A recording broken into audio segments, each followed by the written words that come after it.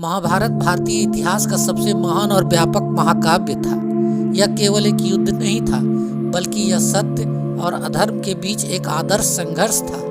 यह युद्ध कुरुवंश के कौरवों और पांडवों के बीच हुआ, लेकिन इसके पीछे कई जटिल कारण और घटनाएं थी। महाभारत की शुरुआत हस्तिनापुर के राजवंश के पारिवारिक विवाद से होती है। हस्तिनापुर के राजा शांतनु और उनकी पत्नी सत्यवती के पुत्र विचित्रवीर्य के दो पुत्र थे, धृतराष्ट्र और पांडव।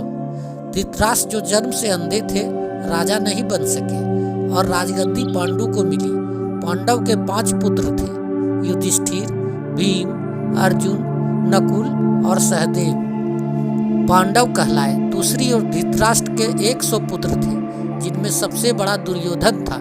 यह कौरव कहलाए। पांडवों और कौरवों के बीच बचपन से ही प्रतिस्पर्धा थी। दुर्योधन को पांडवों से जलन थी, क्योंकि पांडव अधिक प्रतिभाशाली, धार्मिक और प्रजा में लोकप्रिय थे। विशेष रूप से अर्जुन और भीम की वीरता ने दुर्योधन को क्रोधित किया। दुर्योधन ने कई बार पांडवों को समाप्त करने की कोशिश की। एक बार उसने पांडवों को लाक्षागृह महल में जलाकर मारने की योजना बनाई, लेकिन पांडव वहां से बच निकले। इसके बाद पांडवों ने अपनी मां कुंती के साथ वनवास में समय बिताया और वहीं द्रौपदी का स्वयंवर हुआ। अर्जुन ने द्रौपदी का स्वयंवर जीतकर उससे विवाह किया। जब पांडव वापस हस्तिनापुर लौटे तो धृतराष्ट्र ने उन्हें खांडवप्रस्थ नामक एक उजड़ा हुआ क्षेत्र दिया। पांडवों ने उसे इंद्रप्रस्थ नामक एक सुंदर और समृद्ध राज्य में बदल दिया।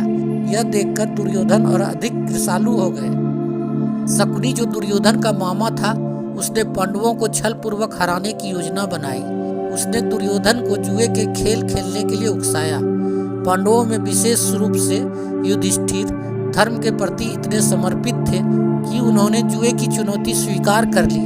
जुए के दौरान शकुनी ने चालाकी से खेल को पांडवों के खिलाफ कर दिया। युधिष्ठिर ने अपना सब कुछ, अपना राज, धन, भाई और यहाँ तक कि द्रौपदी भी दांव पर लगा दिया और सब हार गए। कौरव ने द्रौपदी का सार्वजनिक अपमान किया।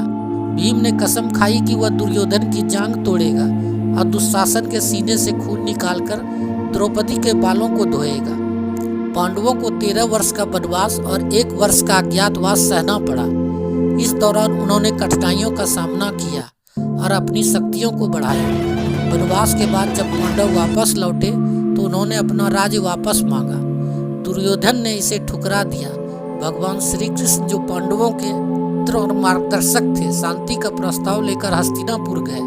उन्होंने दुर्योधन से केवल 5 गौ देने को कहा ताकि पांडव शांति से जीवन जी सके, लेकिन दुर्योधन ने अहंकार में कहा, सुई के नोक के बराबर भी जमीन नहीं दूंगा।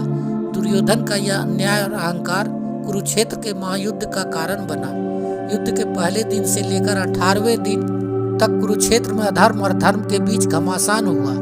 पांडवों की ओर से भगवान श्री कृष्ण ने अर्जुन को गीता का उपदेश दिया, जिसमें कर्म, धर्म और जीवन के उच्च आदर्शों की शिक्षा दी गई। दुर्योधन और उसके सहयोगी जैसे भीष्म, द्रोण, कर्ण युद्ध में मारे गए। अंततः पांडवों ने धर्म के पक्ष में विजय प्राप्त की। महाभारत केवल युद्ध का वर्णन नहीं करता है, यह हमें जीवन के गहरे सबक सिखाता है। यह सिखाता है कि अन्याय, अहंकार और अधर्म का अंत निश्चित है। सत्य, धर्म और न्याय हमेशा विजय होते हैं। धर्म की रक्षा के लिए संघर्ष आवश्यक है, लेकिन अहंकार और अधर्म के कारण विनाश होता है। आपका क्या मानना है? अपनी राय कमेंट में जरूर बताएं। अगर आपको यह जानकारी पसंद आई तो हमारे चैनल वैदिक सत्य को सब्सक्राइब करें, वीडियो को लाइक करें और शेयर करना ना भूलें। फिर मिलते हैं एक और नई और दिलचस्प वीडियो के साथ। तब तक के लिए धन्यवाद।